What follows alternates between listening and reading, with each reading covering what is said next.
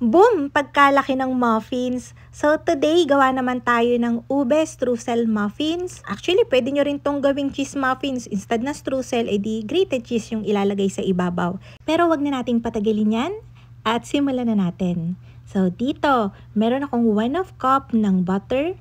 Softened na to, so ikikream lang natin yan ng bahagya.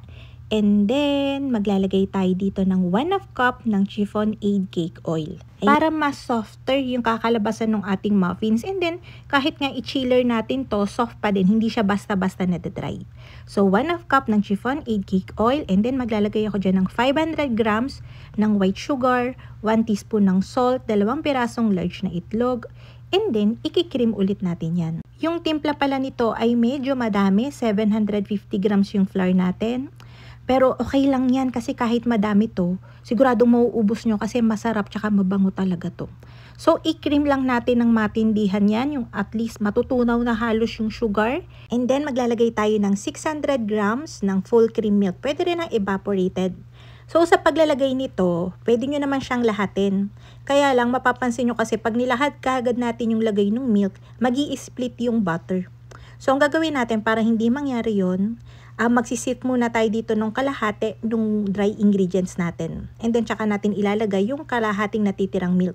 So, nag-sift lang ako dyan ng 750 grams ng all-purpose flour, 1 cup ng powdered milk, skim milk powder lang yung nilagay ko dito, 1 teaspoon ng baking soda, and 3 teaspoon ng baking powder. Pero kung sakaling ilahat nyo yung lagay kagad ng milk, ay okay lang din naman kung makita nyo mag-i-split. Pag nilagyan nyo ng dry ingredients natin, ganito rin yung kakalabasan ng consistency. Pero ang laging tatandaan kapag muffins yung gagawin, hindi mo to pwedeng i-overmix. I-mix mo lang siya until well combined. So tingnan nyo dito yung ginawa natin. Inad natin yung kalahati ng flour kahit hindi pa makinis na makinis yung butter natin. Etong paglalagay natin ng last batch ng flour, makikita nyo hindi ko na yung kinat kasi para makita nyo nga na hindi ko talaga siya minix ng sobra-sobra gamit yung mixer. Once na nakita kong combined na naman halos yung flour natin, titigilan ko na yung hand mixer and then tatapusin ko yung pagmi-mix gamit na yung spatula. Para yung kakalabasan ng muffins natin ay crumbly pero soft siya, moist, and malutong yung ibabaw. So, two-tone yung gagawin nating muffins. Yung kalahati ube, yung kalahati plain lang. Dinivide ko lang yan sa 2 bowl. And then, yung isa, lalagyan natin ng Yum Emalco ng High Caps Marketing Corporation. Yung application nitong Emalco, depende sa inyo. Okay lang na maparami nyo kasi wala naman tong aftertaste and hindi magkakaroon ng discoloration yung muffins natin.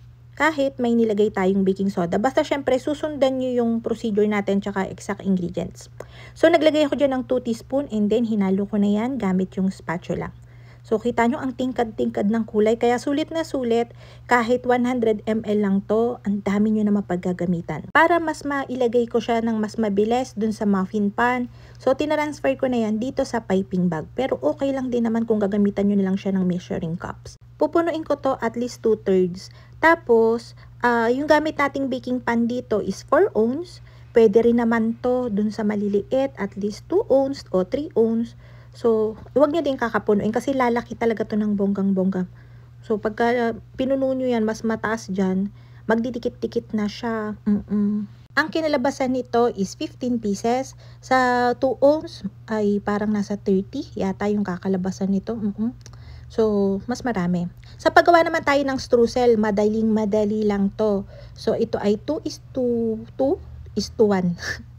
2 parts ng all-purpose flour, 2 parts ng sugar, 1 part ng butter. Kunyari, ito, 200 grams ng all-purpose flour, 200 grams ng sugar, 100 grams ng butter. Tapos, nilagyan ko lang yan ng pinch of salt kasi unsalted yung ginamit kong butter. So, paghahalu-haluin nyo lang naman yun, tapos hanggang ma-hydrate na ng butter yung flour and sugar. Tapos, ang ginagawa ko, yan, pinagkukumpul-kumpul ko yan, tapos tsaka ko siya binibreak para magkaroon tayo ng mas magandang texture ng streusel natin. Mas malalaki yung crumbs na matotoasted, so mas masarap siyang kainin kasi malutong, tapos masarap talaga to. Kahit simple lang yung ingredients, sobrang sarap.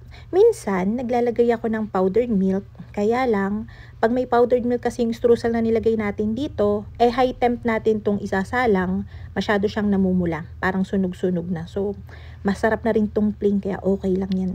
Ibibake natin to sa preheated oven na may 200 degrees Celsius for 12 minutes. After 12 minutes, ilo-lower ko yung temperature sa 170 degrees Celsius. And then, para ma-check natin kung luto na siya, once na nakita nyong okay na sa inyo yung color, magte-test kayo kung ninyo yung gitna, yun yung pindot-pindutin nyo. Kapag ka okay na siya, edi okay. Pero ito, nung binabaan ko na siya ng 170 degrees Celsius, sinalang ko pa siya for 13 minutes. So, total ng 25 minutes yung baking time. After mga 2 minutes, pagkaahon nyo sa oven, tsaka nyo siya i-transfer dito sa cooling rack. Then, ito na.